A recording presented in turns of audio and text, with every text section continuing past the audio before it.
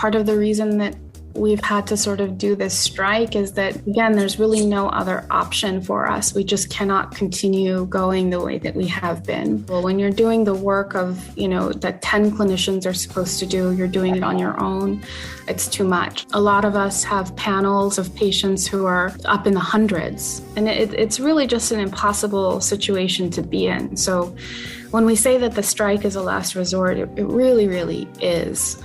And our colleagues have been leaving in droves. There's a reason for that. We came into the helping profession to help people get better, and that's not what's happening with our Kaiser patients. They're getting worse. In the mental health field, too often, we've made it seem as if it's just in your head. The landlord can hijack the rent by 20%. That impacts people's mental health. We can't have a profit-driven mental health care system if we want our people to be connected and healthy. For the uninitiated, sort of maybe introduce the sort of what's happening, why it's happening overview. So my name is Rafa, and I'm a therapist at Kaiser, Oakland. I've been working at Kaiser as a psychologist for about 5 years now. And we've been on strike.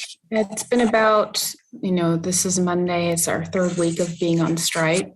And the strike is sort of a culmination of a lot of other efforts that we've made over the years to sort of bargain in good faith with Kaiser around our contracts, so that we can, ensure that patients get more ethical care. I'm not sure how familiar you are with the Kaiser mental health system, but essentially patients are not getting adequate care, the care that they're deserving of and that the law requires them to have. Essentially, patients have to wait upwards of 2 to 3 months at times to get an initial intake with a provider in our clinic. And then once they do get set up, then they may need to wait maybe another month, maybe 3 weeks to actually be seen by their therapist. And then after that, for a return appointment, we see our patients every 4 to 6 weeks for follow-up care. So this is really not on par with the standard of care that we believe in and that is actually sort of is required by law. And so a patient could be going through any kind of number of very stressful situations, and they have to wait a month to see someone and then another month for a follow-up. Is that right? Wow. Right. Is that normal in the States? Well, it's within the norm at Kaiser. And Kaiser, they have Kaiser mental health care in various states. Not every state in the United States has Kaiser, but California does, Hawaii, Washington, and a few other states as well. Yeah, this has been an ongoing issue with Kaiser. I joined the picket line for one that was, I think, 4 years ago. Was it 4? Mm-hmm. Mm-hmm. Yes. Yeah. I knew a couple of nurses that were, and I remember joining the picket line for that one. But it's been an ongoing issue. This isn't necessarily a new issue. Also, just to point out for our listeners, Kaiser is one of the biggest nonprofit healthcare systems in the West Coast. Yes, and except they've reported in the last year they've $8.1 billion in profit. Well, yeah. Nonprofit is a tax model, right? Exactly. It's more of a taxation model. It doesn't mean that they don't make a profit. A lot of people get confused about this. But one of the things about Kaiser is that the doctors and the psychologists are employees rather than individual providers. Right. Right. Yeah. Yes. Mm-hmm. So I just wanted to clarify that. So I am confused about the non-profit thing. Then where if there is this 8-point-something billion, was it million or billion? Billion. Right. So where does that money go then? Sure, it all goes back in, or it like. Well, it's certainly not. It's certainly not coming to us here in the mental health care segment of Kaiser. I don't know where it's going, but the feeling is that we're not, the mental health system at Kaiser isn't getting treated as the same as maybe other parts of the medical system there. I mean, a lot of it does go to like admin pay increases and whatnot. Right. Well, Kaiser has said a lot of times that, they're wanting to hire more therapists, but there's a shortage of therapists. But that's really not true.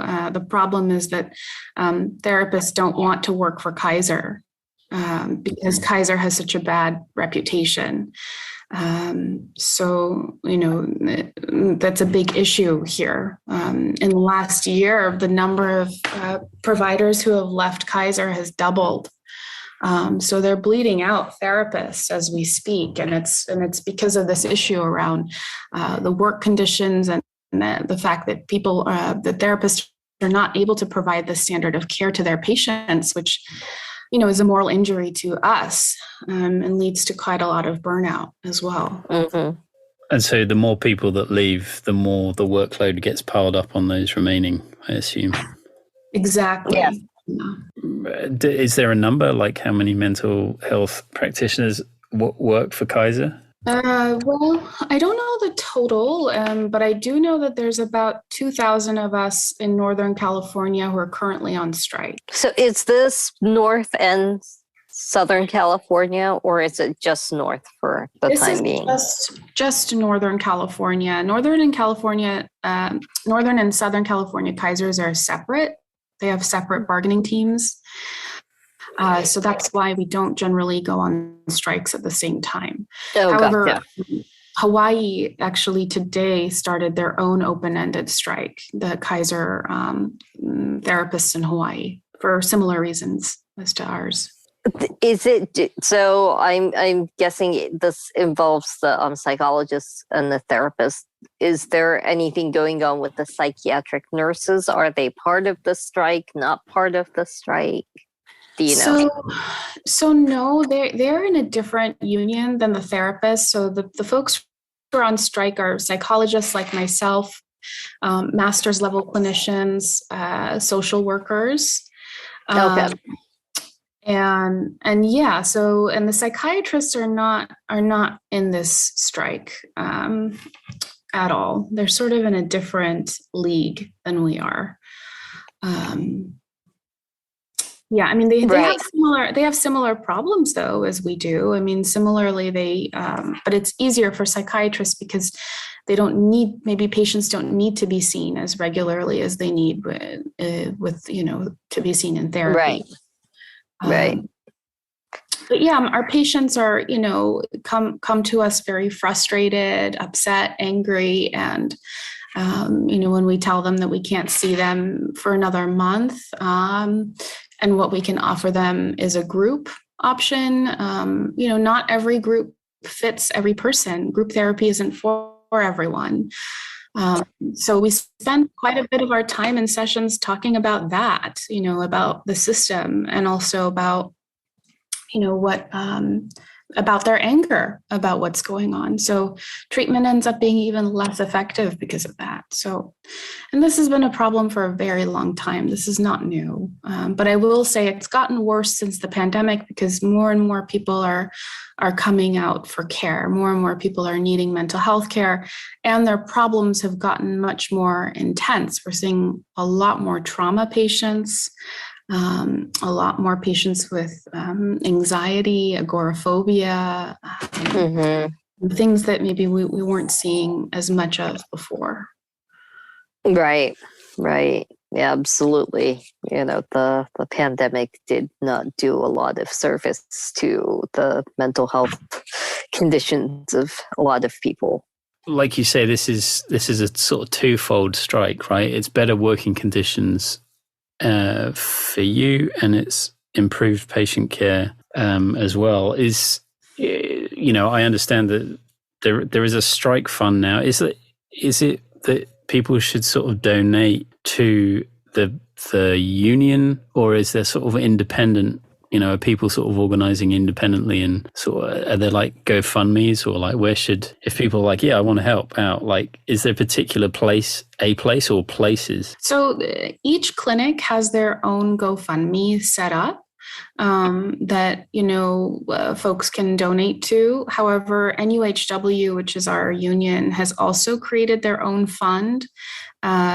So, folks can choose whether they'd like to donate to maybe a GoFundMe that's within their community. Like if you live in Oakland and you want to donate to Oakland therapists, you can, or if you live in Pleasanton or San Francisco or wherever, you have the option, or you can donate to NUHW, which is our union, and then they will disperse the funds to therapists who reach out to the union, to NUHW.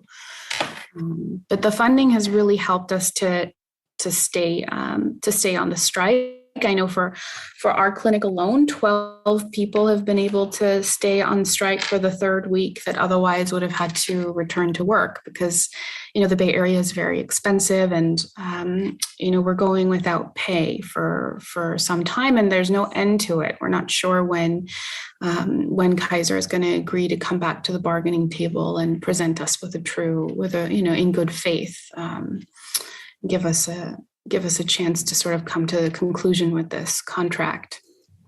Yeah, right. So presumably the longer you can keep on striking, the more likely it is that you can get to a position of some sort of bargaining balance of power or something like that. Right. And, our primary reason for going on strike is that, we're really just sick of Kaiser denying patients the care that they deserve. Patients, we're being forced to provide a standard of care that's just not okay. It feels like Kaiser is disrespecting the work that we do, and it's preventing us from actually providing ethical care. Right. I read a thing about indirect patient care, IPC. Kaiser keeps reducing the time allowed to be spent on IPC. And potential reason it wants to reduce IPC is because it's not billable. Right. And IPC time is really for patient care. We use that time to make collateral contacts with other doctors. We use that time for charting. We use it for treatment planning. They call it indirect patient care, but I don't think that that's an accurate way of describing it. It's just part of patient care. You can't. If you don't have time to do treatment planning or coordinate care, you're not really providing a level of care that people deserve. Exactly. It's interesting. So one of the things, I think this was on the Wikipedia page for Kaiser, was that in 2014, the healthcare giant was fined $4 million after state regulators ruled it failed to provide its members with timely access to mental health care. Now, $4 million is a lot of money for any of us. But clearly, if you've got $8 billion profit, presumably part of the game is just taking the fines, right? Right. I mean, that's just the cost of doing business for Kaiser. So they don't really, it doesn't bother them. And, most recently, there's a bill that's going to Governor Newsom that's going to be changing the fines. From right now, the fines for Kaiser, if a patient files a complaint, is $2,500 per fine. That's a fine that's based on 30 something years ago. And so Senator Weiner has created a bill that's gone to Governor Newsom that's going to increase that fine to $25,000. And this is all, primarily due to our efforts with NUHW as really whistleblowers for Kaiser to get these bills going and passed. So we're hoping that if this bill passes, that Kaiser will think twice about, where they're putting their resources. And then presumably it's the game plan is to just strike as long as possible. Yeah, Kaiser is trying to wait us out, essentially. And they're using various scare tactics to sort of make us believe that, they're going to be able to hold out for 3 months of us not That's working. a long time. That's a long time. It's a very long time, and they're offering private practice therapists in the community. I believe it's maybe a $10,000 signing bonus to see a certain number of patients a week. So, it's they say they don't have enough money to help us or to hire clinicians, but here they are doing something like this. Right. Yeah. Exposing their hand. Mm-hmm. That reminds me of one of the issues during COVID, which was the traveling nurses getting a lot more pay than the resident nurses at the hospital. That was a real issue during some of the peak areas of COVID. It's still an ongoing issue, but yeah. Yeah, so it's a real David and Goliath. Yeah, it really is. And I think as therapists, I don't think it's really in our nature to be doing something like this. I guess I'll speak for myself that, we tend to be sort of in the background and not liking to be in this sort of conflict. But, we've sort of been pushed into a corner here. An open-ended strike is really a last resort. And we've tried so many different ways to not have it come to this. So it's really unfortunate that we're here and we care for our patients. We miss our patients. We're worried about them. And at the same time, we're doing this for them. We're doing this so that they get what they deserve.